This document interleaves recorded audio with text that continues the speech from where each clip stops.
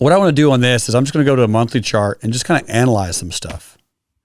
Because when I'm looking at silver or a lot of companies, I mean, the very first thing that I do on a big picture scale is I definitely pull up the monthly chart.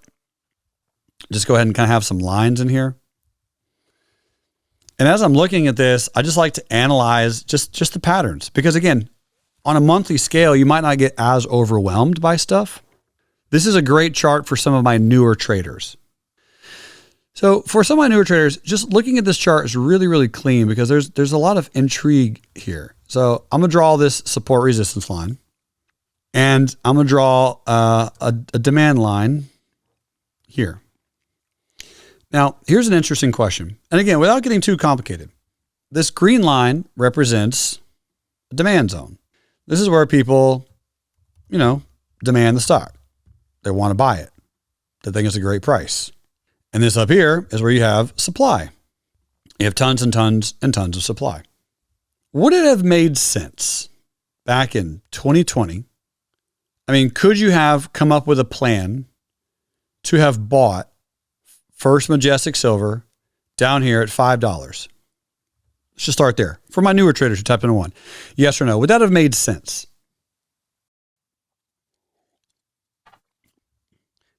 Marissa says, not sure. Well, let's go back and look at it. Let's, how can I do that? Oh, wow, man. My brain's on full fleek today. Dustin says, wouldn't it have been in a downtrend? Ah, great question. Great question.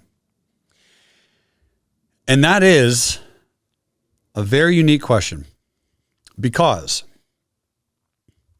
don't you want to buy a great stock in a downtrend? Question mark. And then how do you do it?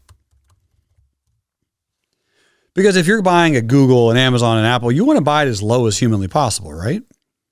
And what Dustin's saying is, well, Newsome, wait a minute. You've been saying this whole time, don't buy stocks in their counter trend trade, right? If the trend's going lower, don't go against the trend. This is a great discussion on time frames because you have investing, swing trading, day trading. Fair? These are really the 3 time frames that I'm aware of. And in investing, you want to buy regardless of price. If it's an investment, how many hours do you feel like would be adequate to analyze a position? What do you think? Give me a number from 1 to 1,000,000, whatever number you want. So we have 2 hours, we have 1 hour, we have 2 to 4 hours, we have 40,000 hours, 15 minutes. Okay. All interesting answers. 16 hours. Okay. 40 hours. Yeah. So I think my answer would probably be somewhere in the 5 to 25 hour time frame.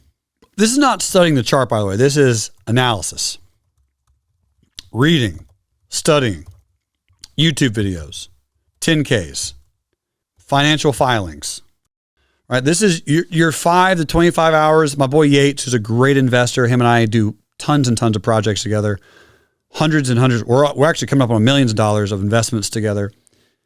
Would agree that he wrote in 40 hours. So 40 hours can be, 5 hours a week for 8 weeks, right? We can slowly start stacking the time frame, but you're not going to make that type of a massive decision emotionally within a second, or at least you shouldn't. Does that make sense, team? So the question, Thomas, was how long should you study before you buy an investment? How long should you study that investment? How many hours should you study that investment? Yeah, so I mean, it's got to be a decent amount of time. You don't want it to be minutes because it's an investment. I mean, investments aren't going to just go away. Like the opportunity will be there for days and weeks and months. So when you're looking at the chart is definitely part of the analysis. but reading up on the CEOs, the CFOs, the CMOs, the CTOs, the CLOs, the CQOs, the CZOs, right? All the O's. But you're doing all these things. You're going through and you're really, really taking up in consideration. Because when you're doing an investment, you're going to be doing it over time. And again, it depends on what the investment is. But if it's a stock, the way I've done my investments, again, just my opinion, is I sit down and I plan, where do I want to buy the stock? So here's the questions that I ask when I'm getting into an investment on stocks. Where do I buy? And how much do I buy? How frequently? And then, how long do I hold? These are some questions that you should have an answer to when you're investing. Where do I buy? How much I buy? How frequently? And how long do I hold? Because for my style of investing, I want to know ahead of time. I want to have planned ahead of time where I want to get in and just be aware so that if it gets there, I know what I want to do. Because you need to invest when things are bad. That's how you make the money. You make your money when you buy stuff, not when you sell it. You realize your return when you sell. You make the money when you actually buy it. So with real estate, with good deals, right, you want to get in at the bottom of some fear. So that's a requirement for investing, in my opinion.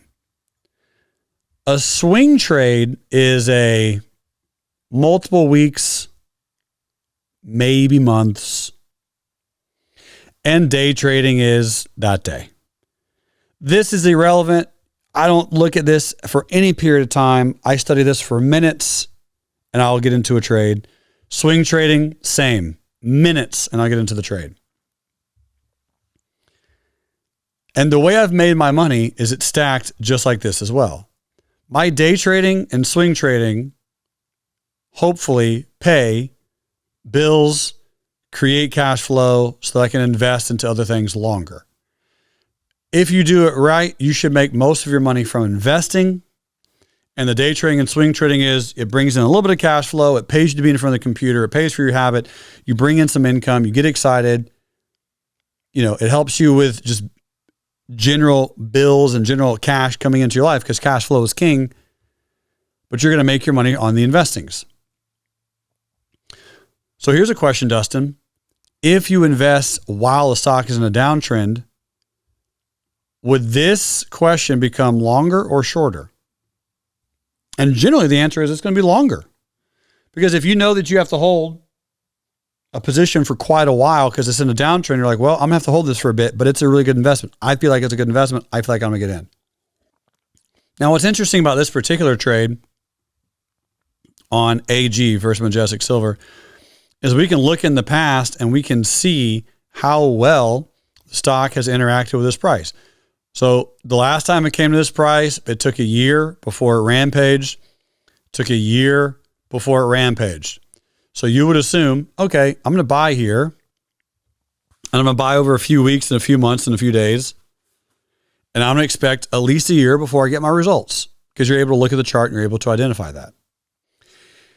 And you can go in and you can make those decisions and make those determinations and have fun with it. But from a swing trading and day trading, I mean, you can be bearish, you can be bullish, you can do whatever you want. But the investing is how you're going to get tons of money. Because when we talked about those collar strategies, that's what I do my collars on. I don't do my collars on swing trading and investing, I don't do my collars on swing trading and day trading. I do my collars on investings, on bigger positions. Now, can a bigger investment turn into a swing trade, which is short-term capital gains, which is less than a year? Sure, happens all the time. I might not specifically want it to be that case, but it can and will and has happened a lot.